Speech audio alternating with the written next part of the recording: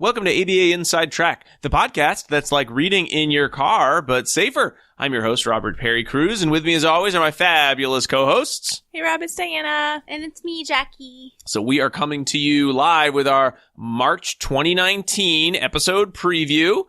We switched things up. We started last month. Rather than doing individual previews in between various episodes, we thought, let's just look ahead to the month and have everything in one shot. So you will know exactly what we'll be talking about all month long. We missed your face. And yes, and I screwed up the camera last time, but we got it working this time. So it is March 2019, and we'll be talking about all the behavior analytic articles that you will want to know of or be able to find citations for so that you can be a part of our episode discussion. So if you're new to the show, every episode of ABA Inside Track takes a topic in behavior analysis and looks at the research on that topic and sort of sits and we discuss those articles and what that means for us as practitioners, as clinicians. And we have 3 topics this month that we will be reviewing and articles to go along with it. So why don't we start this preview by going over what those are.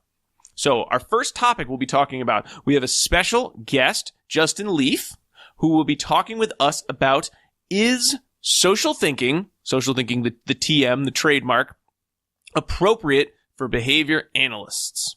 It's kind of a long title, but we had a bunch of them that kind of we went through. And we figured that was sort of the general gist of what we were going to be talking with Justin about. And we'll be talking about 4 articles for that episode. The first is the Teaching Interaction Procedure and Behavioral Skills Training for Individuals Diagnosed with Autism Spectrum Disorder, a review and commentary by Leaf, Townley-Cochran, Taubman, Cihon, Oppenheim-Leaf, Kassardjian, Leaf, McEachin, and Pentz. That's in the Review Journal of Autism and Developmental Disorders 2015. Then the main event article will be Social Thinking, Science, Pseudoscience, or Anti-Science by Leaf, Kassardjian, Oppenheim-Leaf, Cihon, Taubman, Leaf, and McEachin. And that's in Behavior Analysis and Practice 2016. There's also an erratum to that article, 2016. So that's a, little 2-pager. And then finally, the last article, Social Thinking Methodology, Evidence-Based or Empirically Supported, a response to Leaf et al. 2016. And that's by Crook and Garcia Winner, also in Behavior Analysis and Practice, and also in 2016. And we'll have Justin himself, Dr. Justin Leaf himself, on to talk all about those articles with us. Great. Next topic. So that was episode 78. This is episode 79. Mm-hmm. So that's 78. So 79, we will be doing a live recording. So a live recording at the Tax Center, and that's here in Massachusetts. It's a local company working... The Autism Community Therapist. Yes. Yeah. It's a local company working with children with autism in the Massachusetts area. And so we thought, let's do a topic about tax, the verbal operant. And so we reviewed a few articles there. The Effects of Alternating Manned and Tact Training on the Acquisition of Tax by Carroll and Hess in the Analysis of Verbal Behavior, 1987. Effects of Manned Tact versus Tact-Only Training on the Acquisition of Tax by Arntzen and Almas in the Journal of Applied Behavior Analysis, 2002. And Acquisition of Mands and Tacts with Concurrent Echoic Training by Kodak and Clements, also in the Journal of Applied Behavior Analysis, and that's 2009. So for those of you, if you're very new to the show, that is going to be a live episode. We've only done a few of those, so it's got kind of a different field of the... we had a bonus one that was sort of a live talk we did. But yeah, so we've done 2.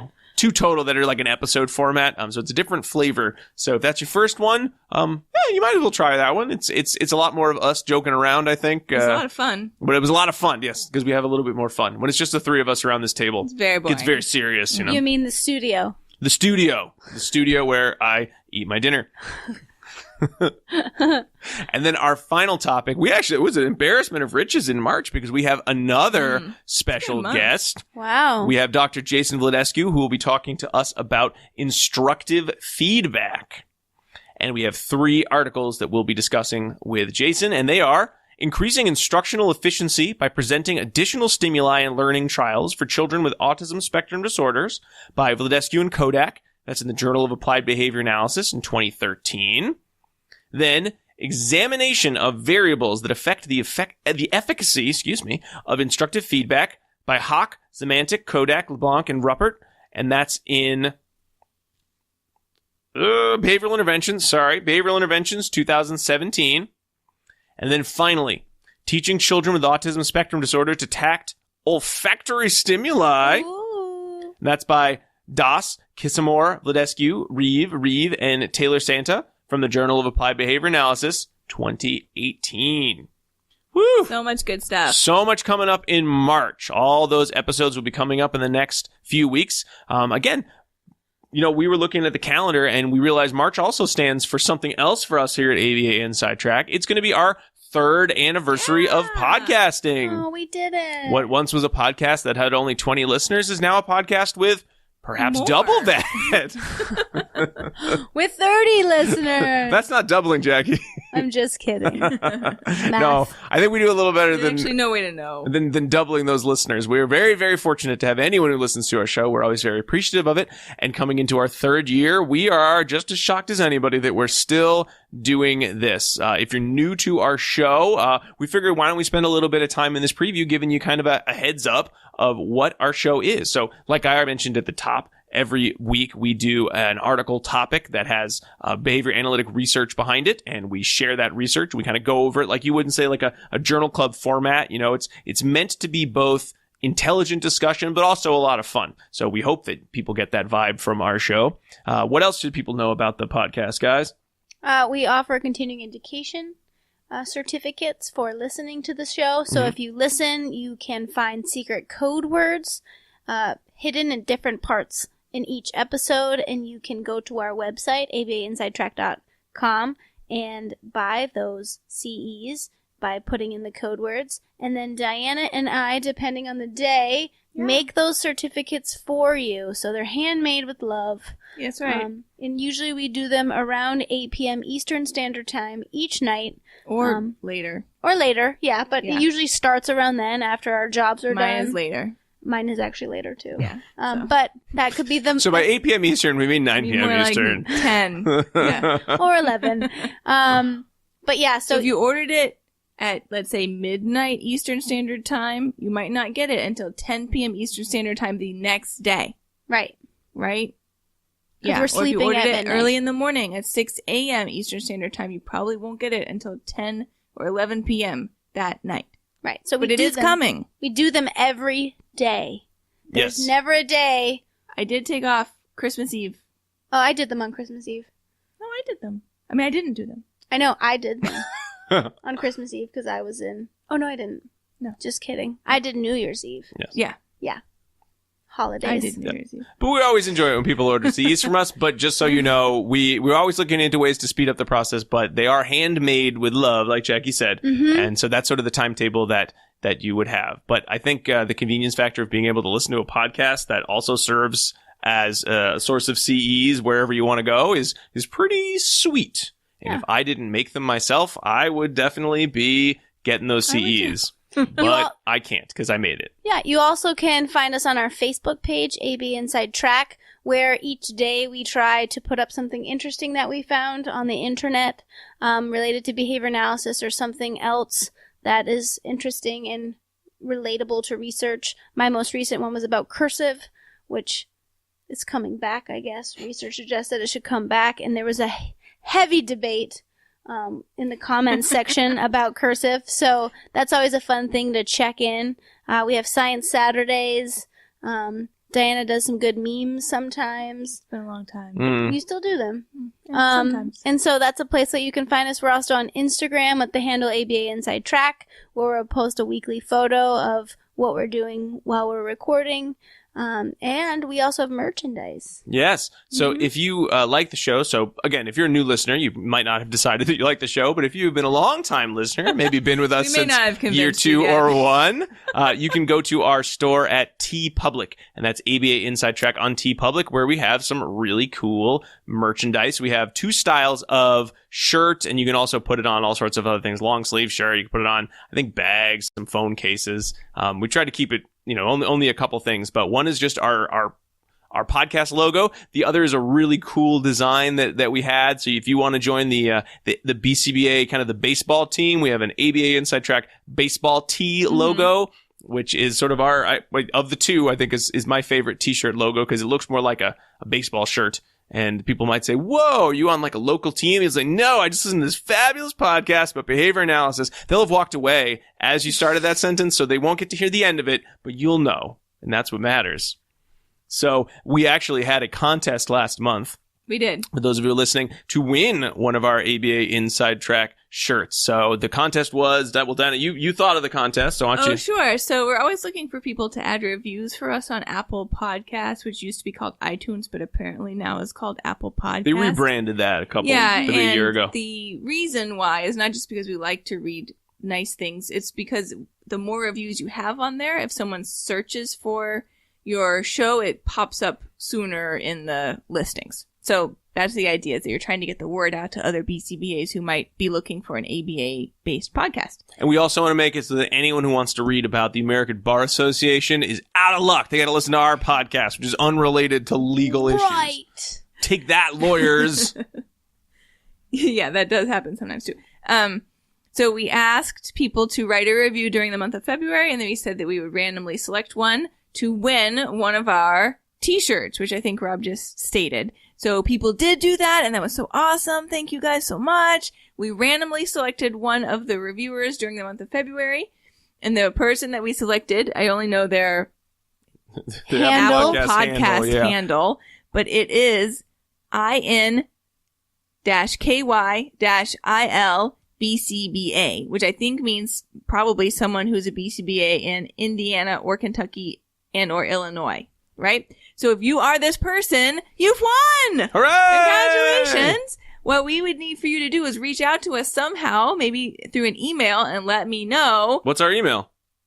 abainsidetrack@gmail.com, and let me know somehow that this is you. And if I get multiple people that do that, I'm going to know something fishy is going on. So only do that if it really is you. And then I will find out everything I need to know to get you a t-shirt. Yes. Yeah. Congrats. So thanks so much for doing that. That's we should awesome. Maybe we'll do that contest again too. It's kind of a fun way to, spur on it. It's not a ton of response effort, but it's still some response effort to write a review. So they don't make it easy. No, in the end, Apple Podcast does not make it easy. It's easier than running a 5K, and that's the other place you get a free t-shirt. Oh, that's true. So if you're looking to spend $0 on t-shirts in 2019, this is one way you could maybe do that. Great. Yeah. So let's move into the last segment of our show, which really only has two segments. So the second segment of our show, it's errata. And errata was originally developed for people to send us corrections, and it still is, but we found most people don't send us a ton of corrections. They just send us interesting facts about some of the articles we read, sometimes just other messages or other topic ideas that we can cover, and we try to share a few of those here in this segment. Yeah. So the first thing I want to share is a reader or a listener. I guess they're not readers. They're readers of articles. The listener wrote in about indirect hours. So can the practicum count for indirect or unrestricted hours for the practicum component? You mean the podcast? That was bad. Yes. Yeah. So can the podcast, listening to the podcast, count for unrestricted hours? Right. Yeah. And so maybe that's our answer. Well, the answer really is that what is going to count as restricted or unrestricted is up to your practicum supervisor more so than anyone else. So I would recommend that everyone gets themselves very comfortable with the BACB experience standards and then have that conversation with your supervisor about what the two of you feel should count. Podcasting seems like it might fall into a gray area, so what my general recommendation is, and again, it's going to ultimately depend on what you and your supervisor agree to. How cool they are about how awesome podcasts are. No, that's not what I'm trying to say at all. Is that, first of all, any unrestricted time you gather needs to be directly related to the clients that you're serving and behavioral programming that may benefit them. So that's the first thing to consider. The next is if you do decide that we have a topic that is of interest to you, what I would recommend is to read the articles related to that topic and work out with your supervisor some type of discussion or project that you could do related to that reading material. During that whole project, you may end up listening to the podcast, but I would really view that listening time as supplemental to the time that you spend reading the articles yourself and then either discussing it with your supervisor or writing it up or doing some type of project related to that material, right? And that's the time that I would count as your unrestricted time to make sure that your bases are covered. Mm-hmm. Right. So that's just a question that people have asked. Yeah. And another thing that we've noticed is that sometimes there's some questions around your BACB number that we require you to have. So remember, there's a BACB certificate number, and then there's a BACB number that allows you to track... ID number. Yeah. Track yourself as an RBT to a BCABA, to a BCBA, to a BCBAD, if that's you, going through all of that. So when we're asking for that on the continuing education form, we're asking for your certificate number. Usually starts in a 1 or a 0 the year you pass the exam, and then a long number afterwards. So that's another clarification piece that that some people have emailed about. Yeah. And you can find that number, even your own number, on the BACB registry. Yeah, you can look for yourself. Yeah. It's a good one to memorize. Like your social security number when you went to college, you know, when you start going to conferences, probably want to learn that number, yeah. Right? Just easier. So? You know you're going to have to write it down at some point. Yeah. And then we also got an email from Zachary Morford. Ooh. Yeah. So he was one of the authors on our gamification episode. Mm-hmm. That was last month in February. Yeah, episode 76. Yep. He wrote a really awesome paper providing a behavioral definition for game playing, which is a great article, and everyone should go read it. Mm-hmm. Yeah, so I wanted to just talk a little bit. He gave us some pointers and clarification about his article. So he wanted to clarify. He said that it was published 5 years ago. He can't remember how well he clarified the point in this paper, but his main contention with most treatments of gamification is that they're topographical. Mm-hmm. He says the tendency among practitioners of gamification is to slap common game elements such as points, battered, leaderboard, stories, avatars onto a task and say, voila, I have gamified this thing. However, in that case, what they have failed to do is actually analyze the extent to which these elements will actually function to change behavior. So I think that's a really good point. Mm-hmm. Yeah. So good. He said rather than defining gamification as making something look more like a game topographically, why don't we try to identify what games do to behavior? So I think that's so cool. Mm-hmm. He also wanted to point out that the criteria of game playing that was laid out in the paper doesn't specify any particular strategies that games use to produce the behavior. So he says he'll know when he says game, he's including all sorts: sports, board games, card games, video games, etc. Yeah. And you get that from the rules that he lays out as far as what should count as game playing or not. And it could be really broad. Yeah. And then the last thing he wanted to tell us is that he made a website that, he found. It's not a website he made, but it's a website that he found after he published his paper. It's called Quantic Foundry, quanticfoundry.com. They have a gamer motivation survey that you can take. So that's something like a reinforcer preference assessment. Yeah, cool. So that's pretty fun, and that's It's just so cool that you wrote in, Zach. Thank you so much. Thank you. So that was really fun. We've had a couple authors of papers write in, and it is always such a treat that A, they were listening, and then B, that I don't think anyone's ever said, you totally didn't understand at all what I was writing in my paper. Usually they are able to give us new information or share more, really more cool. resources. It's been excellent. Yeah. And then the final thing I want to give a shout out is to all the listeners that have written in the last month, giving us really interesting topics that we're going to put on our topic list. Yeah. Mm-hmm. So I don't want to divulge any topics for the upcoming month, but thank you for those. We're very excited about delving into them. You know, we've gotten a possible book idea, not to write, but to read, for a book topic, because we love to do book club. So thanks for that. Yeah. Mm-hmm. Yeah. Keep them coming. It's awesome. I think that's everything. It is. Everything for March. All right. Well, for everyone out there watching this, either watching this on YouTube or listening to this on your favorite podcast device, thank you very much. You can certainly feel free to subscribe. We implore you to subscribe to us on Apple Podcasts, Spotify, Stitcher, or wherever you get your podcasts. Like I said, you can find all of these episodes and our full-length episodes on YouTube, where actually we do turn on the subtitling feature. So if you need that, or if you'd prefer to listen with that on, it is available. And you can also find us on social media, on Facebook, Twitter, or Instagram as ABA Inside Track, as Jackie said. And please do email us with any thoughts or ideas or research or follow-up questions at abainsidetrack@gmail.com. aba-insidetrack@gmail.com. And if you're interested in purchasing CEs, you can just go to our website, aba-insidetrack.com, and click the Get CEUs button. If you just want to listen, we also have a very extensive previous episodes list at this point. Mm-hmm. Man, it was a short list 3 years ago, and it is now upwards of 80 plus episodes. Yes. We also have a number of bonus episodes that are not considered for CEs, but they're either shorter interviews, bloopers. We had a couple of years we did some bloopers. We did a live talk at the Babbitt conference. We usually, when we go to conferences, we do lots of student poster interviews. So lots of different fun things. You can listen for hours and hours and hours, and hopefully never get tired of our sweet voices. All right. Well, we will be okay if you need to take a break. Yeah, I mean, you take a break. Listen to some other stuff. Well, we will be back next week and all through the rest of March with some exciting behavior analytic topics and discussion. But until then, keep responding. Bye!